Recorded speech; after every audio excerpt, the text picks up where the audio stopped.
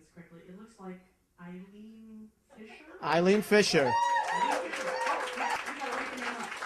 All right, before I begin, I just want to make sure everybody is familiar with the concept of sitting Shiva. Does anybody know what sitting Shiva is?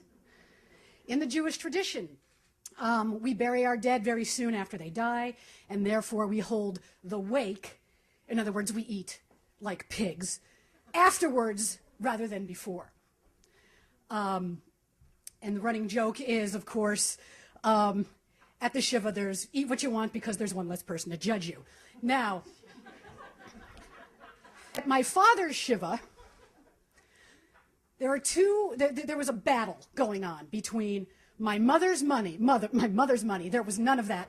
My mother's mother, Nanny, Adele. She was 6 feet tall, I kid you not, blonde-haired, manicured, and mean. There was no love lost between my mother's mother and my father. Now, this woman she came into the house as if she were the one who was the grieving widow. Contrast that with, on my father's side of the family, my Aunt Miriam, or as we called her, Aunt Mim. Aunt Mim was 5 feet tall, so you know where the height came from in the Fischer family. Had a red bouffant hairdo and giant, we're talking giant glasses. She was a drag queen's nightmare.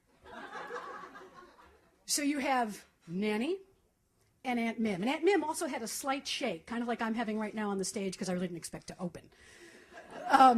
She had a slight shake, but she was a doctor's wife, so she had a certain style about her. It was winter, it was January, it was Miami, and she was in this winter white outfit with fringe and boots.